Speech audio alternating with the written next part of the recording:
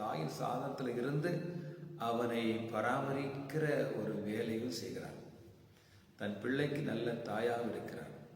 அந்த குடும்பத்தில் நல்ல மருமகளாக இருக்கிறார். மாமிக்கு மாமனாருக்கு மருமகளாக திகழ்கிறார். இது ஒரு சோபம் பார்த்தீங்களா? அது ஒரு தாய் போன்ற ஒரு இருதயம். எல்லாருக்கும் அவங்க சாப்பாடெல்லாம் தூக்கி போடணும். பாருங்க, ஒரு இன்னொரு வீட்டில இருந்து வராங்க. இந்த வீட்டில் சூழ்நிலை அவங்களுக்கு தெரியாது, பழக்கப்படாத எல்லாரும் புதிய முகங்கள்.